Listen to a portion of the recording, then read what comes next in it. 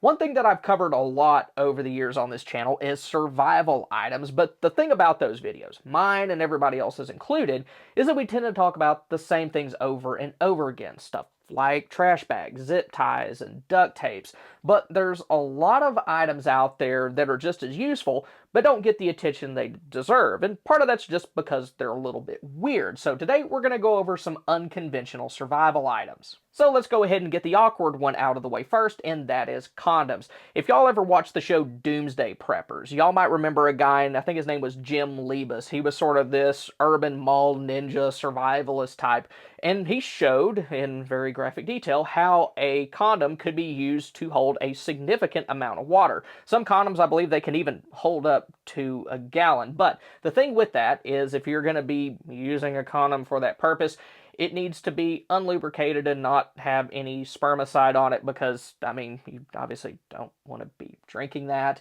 And then they can also be used to protect small items from moisture, things like matches, lighters, phones, small medical items. And you can also use them to cover the end of a rifle barrel if you're in somewhere where there's a lot of sand, a lot of mud, something you just don't want getting down into that gun.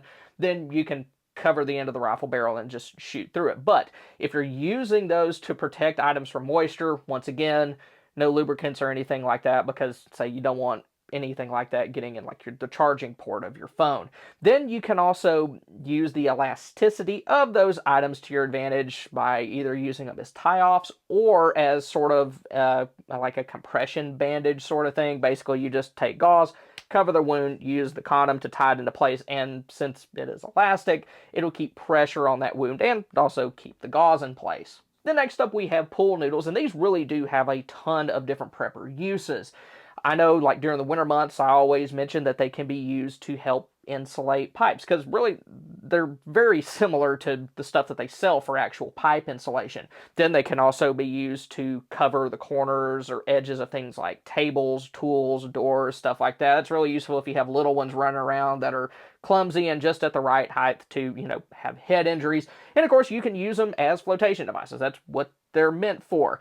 If you have the choice, obviously, you want to have real things like life jackets and stuff like that that you can use in emergency if like you live in a flood prone area. But if you don't have anything else and there's a pool noodle nearby, yeah, go ahead and grab that sucker.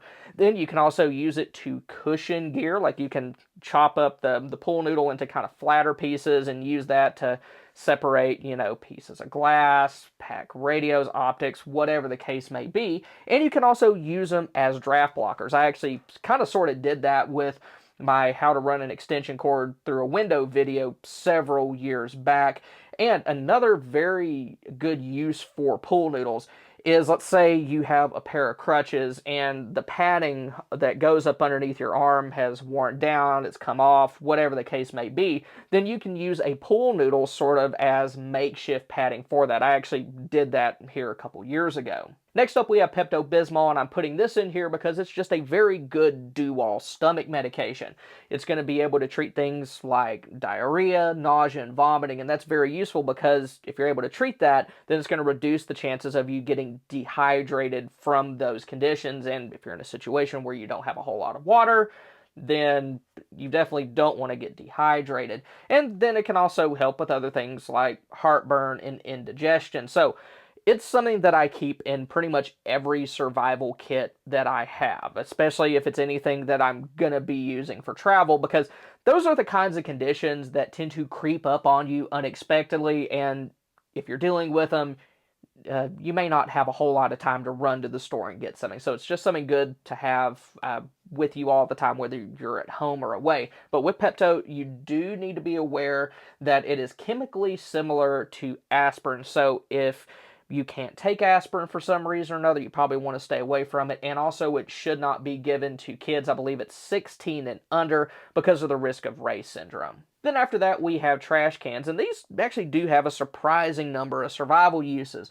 First off, you can use them for collecting and holding water. Probably the best way to do that is to incorporate them into some sort of rainwater harvesting system, whether, it's at the bottom of your gutter or if say you have like some sort of like tarp or whatever that you can channel water into. But a clean plastic trash can that's going to be able to hold water for like your garden, for toilet flushing, and just general cleaning purposes. And then of course you can also use a metal trash can as an improvised Faraday cage. And those galvanized steel trash cans are actually pretty darn effective at stopping most electrical signals if you set them up the right way. Then you can also use trash cans to protect certain items. I remember when I was growing up, my granddad, he had a trash can outside that he would keep all of the corn in that he used to like to put in the squirrel feeders.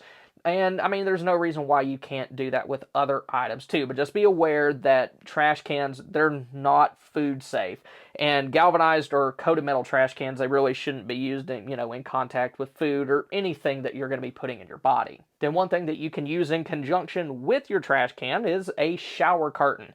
Those can be used to direct water into containers if you're wanting to put together sort of a field expedient rainwater catchment system, and they can be used for other things like a ground cloth. Say you're camping, you don't have a real ground cloth for your tent, put that underneath it, that'll help.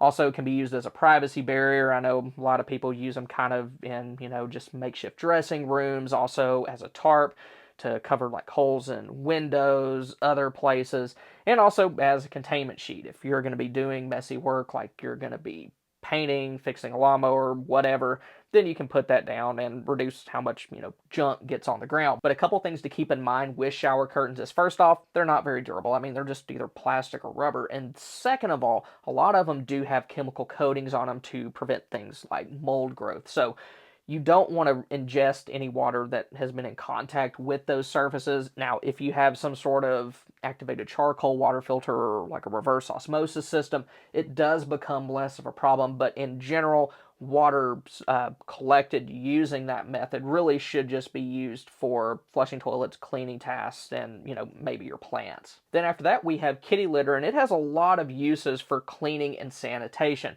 First off, if you're in a situation where you have to use a bucket toilet, then kitty litter can serve a similar purpose for humans as it does cats. Then also, say there's like an oil spill in your garage, or like your car is leaking oil or whatever, then you can use that to help clump that oil, clean it a little bit easier. Then you can also use kitty litter for traction if you have an area that has a lot of ice, mud, or it's just slick. Put some kitty litter down and you're going to be a lot less likely to fall on your rear end. And then it can also be used for human waste cleanup. I remember when I was a teacher, if we had a kid puke, we would sprinkle this stuff that was kind of like kitty litter on the ground just to, kind of help congeal it, make it easier for the custodians to come clean up. It wasn't kitty litter, but it was very close. Then after that, we have kiddie pools, and these are really good for water storage and cleaning tasks. Say you have a storm rolling in. You know that there's a good chance that it's going to knock out your utilities. There's no reason why you can't use a kiddie pool in a similar way as you would a water bob. If you know something's coming, go ahead, put it in your garage, fill it up, close the garage door, and you have a bunch of extra water stored just in a matter of minutes. Then, since they're so wide, they're also pretty darn good for rainwater catchment. After that, you can use them for things like laundry, dishwashing, also bathing if for some reason you either can't or don't want to use your bathtub inside. One very good use for them, especially if you don't mind throwing the kiddie pool away, is that if, say, you have a pet that gets really sick, they make a mess all over themselves, and you want to keep that outside, then a kiddie pool is great for that. And you can also use them for pet or livestock watering as well. Then you can also use it as a solar warming basin during the warmer months for any water that you want to use for bathing. Next up, we have car floor mats, and one really good use for those is just as traction control. Let's say you're in a situation where you're stuck in like some ice or some mud. If you have heavy-duty floor mats, you can stick those under the tire and they might be helpful. And also, I mean, if, there's like the area in front of your front or back door is slick, you can stick one of those there too. You can also use them as kneeling pads. Let's say you get a flat tire, And when it's like all rainy and crap, you can just stick that on the ground in front of the tire and, keep your clothes a little bit clean. That's really useful if you're on your way to work or something like that. And also, they can make a decent protective work surface. You can use those to, set tools on, batteries, fuel cans, or, also perform some messy repair jobs if you need to do that. That's probably a better use for some old mats that you're cycling out that you've replaced in your actual vehicle. Another kind of weird survival item is pantyhose. And one common, I guess, survival use for that is filtering out dirty water. You can remove bigger things like leaves, bugs, and larger debris before you run it through a water purifier. But just keep in mind that pantyhose, I mean, they're made pretty much entirely, I think, out of synthetic fabrics, so they're probably not going to be food safe. So if you're going to use those for that, it'd probably be best to use them in conjunction with something like a Grail purifier that can also remove chemicals. Then you can also use them for gear organization, holding small items, keeping them separate, and also quiet in your pack. And since they're kind of elastic, they can also be used as things like tie downs. They're not going to be too terribly tough, but I mean, as long as something isn't having a whole lot of pressure put on it, it should be fine.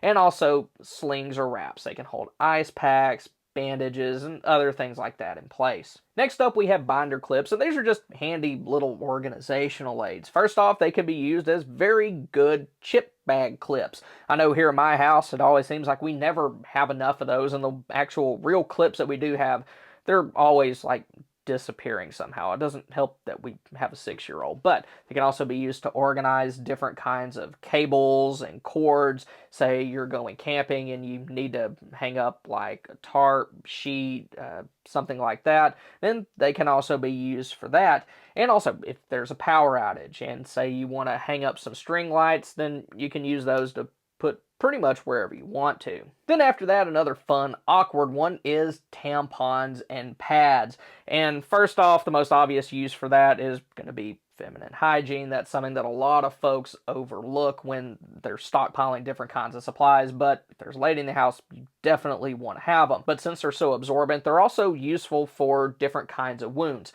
When I was in college, I had a buddy who, I think he cut his hand somehow. I'm not exactly sure what happened. He's kind of clumsy, so there's no telling. But he was on the bus with all of the color guard girls, and when they realized he was bleeding, of course, what they handed him was a pad, and that's what he used all the entire way home. Also, could be good if you have nosebleeds, and also since they're either, cotton or some other type of fiber that ignites relatively easily, then they can also be useful for fire starting too. Then after that, we have medical clamps, and some of these uses are going to be similar to binder clips. Like when I was growing up, my dad, he worked in hospitals, so we all, we had tons of these laying around the house that we would use for like bag chip clips and stuff like that. But I've actually gotten to the point where I use these more for, maintenance and repair tasks. Like this one here, I use to hold little springs if I'm having to fix something on like one of my guns. An example of that would be a lot of the time your magazine catch spring on a handgun, it's going to be sort of a wishbone shape, and if you just try to compress that and slide it in, then it's gonna you could lose it. It could go into orbit, something like that. But if you use one of these to grab a hold of it and then press the spring and push it down, then you're going to be a lot better off and you're a lot less likely to lose that spring. And also this one here, it is much longer. I've used it to kind of help mop out the inside of the gas tank on my lawnmower. So a lot of very good just kind of maintenance and repair uses for these. And also, I mean, probably a more obvious thing is, let's say you're, working on fuel lines or something like that on some sort of small gas engine, you can use these to clamp off that fuel line. So if you need to remove it, maybe to take a part out, you're less likely to get gas everywhere. Then after that, we have old bed sheets, and cotton bed sheets work best for most of these uses.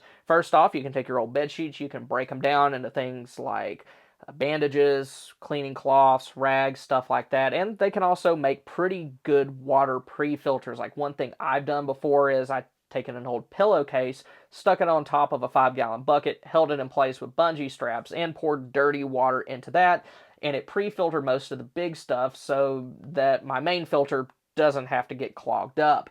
Then it can be used for other things like sunshades and barriers, slings, wrap, and then also just backup bedding. Then finally, we have guitar strings. They can be used as snare wire for small game, also as trip wires for like alarms, and then also for gear repair. Now, the thing with gear repair, I imagine that they would probably be a little more difficult to use than just, normal like metal repair wire would be, because it's kind of springy. It could be a little bit difficult to work with, but guitar strings can also be used as cutting tools for softer items. If y'all have ever seen like a cheese cutting board, I mean, it basically just has a really thin metal wire that slices the cheese, and it can also be used for binding or holding items together near heat sources. Now, one thing to keep in mind though with guitar strings is that they can be rather sharp. They can cut your hands easily, so if you're messing with them, you probably do want to have gloves on. Now, if you want to see 15 cheap preps that could end up saving you thousands of dollars if you had to use them,